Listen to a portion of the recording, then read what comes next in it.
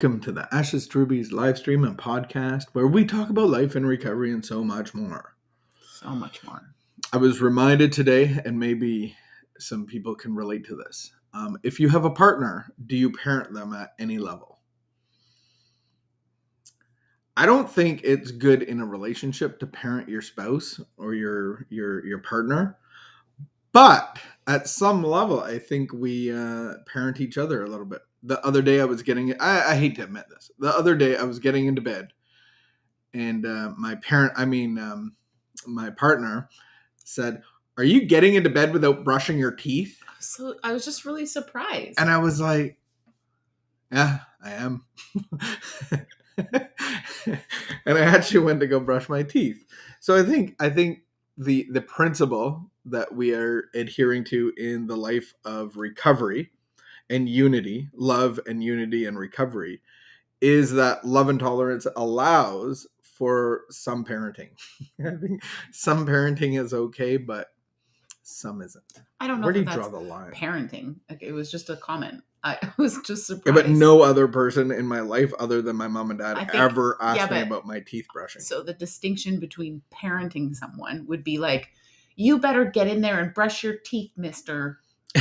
Right? Like, that's not what I said. No, I wasn't accusing you of being like my mom or my dad. Yeah. It's just like, can we be an encouragement to each other? Yeah, can we be open to taking direction?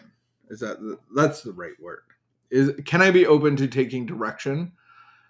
Not like I didn't hear it as I laughed about it. I think that's a great start of like, what is actual love and tolerance? How else do you parent me? I parent you. I think I do it way more to you. Like, I'm horrible. I'm not good at that. I'm not good at not doing it. Did you pick up your socks? I'm the only one that folds these blankets. Oh my goodness. I always put away like I complain like a parent. Although my parents never complain like that. All right. I apologize for trying to parent you when it's inappropriate. And I thank you for your love and tolerance of me for the most part. Anytime that I don't brush my teeth, you should remind me. I don't want to be that lazy not to brush my teeth. All right, we are at March the 17th. It is, for some people with children, they have March break. Today is the first day of March break, is it not? What day did you say it was? March the 14th. Okay. Is that not right? Yeah. Were you just surprised that we're halfway through March? I heard something else, and so I was like, that's all. I heard a different. It is March break. Until you have children that grow out of school, then you realize that March break doesn't exist. Mm-hmm. So there's that. You can do our reading today. Even those of us who have no particular religious faith or who have lost faith we once had may reach such extremities that we cry out in desperation for help. We pray involuntarily. We pray to something, some unknown power, to relieve us of our unbearable burdens. Before I found Al-Anon, in my confusion and despair, I asked for help in this way. But the next moment I would begin to worry again about what was going to happen next. If we do finally ask for God's help, we must do so with absolute confidence. It is fruitless to take back into our own hands the problem which our powerlessness forced us to turn over to Him. Today's reminder: we are imprisoned by our own inability or unwillingness to reach out for help to a power greater than ourselves. I will set myself free from the prison of self-will and pride which I have built myself. I will accept freedom. With the help of God, with the help of my God, I shall leap over the wall. That is from the Book of Common Prayer. What stood out? It is fruitless to take back into our own hands the problem that our powerlessness forced us to turn over to God. I think that is so our self-will. A good reminder. How often do I say, like, I don't know what to do here. I give up. Help me. And then when I'm feeling a little less freaking out, when I'm feeling a little more calm, I'm like, oh yeah, Or I confident. got this. I got Yeah. this. Yeah. When the dilemma isn't like crisis, in the crisis moment, I'm like, oh, I ask for help. But then like when things feel like a little more, then I take it back. Or maybe I feel like the problem hasn't been solved quick enough, and I take it back. You didn't get the results that you were looking for or hoping for. So yeah, we can put expectations on God, and then I can quickly go, well, you're not doing what needs to happen here, so I'm going to try to do it. What I heard out of that as well is that it's about a relationship. And so I have to really nurture and be consistent and intentional about my relationship with God on a daily basis.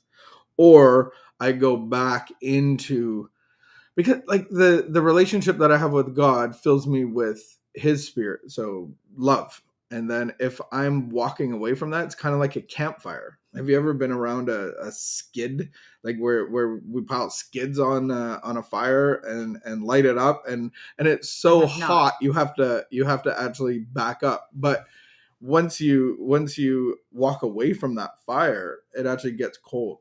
And so that's kind of like a relationship with God. If I'm not in constant maintenance of that and have intentionality, then I get cold. And when I'm cold, that's what fear pops up. Fear's like, oh wow, the love's good, the love's dissipating, the heat is gone now. The fear loves the cold for me. And then it starts popping up, and then I'm being driven by fear, and it produces that, what did it say, the prison of self, what is it, self-will and pride. And then I can easily, within how long, a day, 2 days, 3 days, a week, I can really get into that prison of self-will and pride. And there I am, like what you said, I'm freaking out, oh, I'm powerless, oh yeah, I forgot about all that stuff. So the program of recovery really gives us spiritual principles and practices that we do on a daily basis. And then I think at some, like how we started the conversation about parenting each other, is it okay to remind each other that, hey, you haven't been doing this for a while, or hey, you haven't been doing that, you seem a little bit irritated at me all the time. And then that's when we get really mad. So,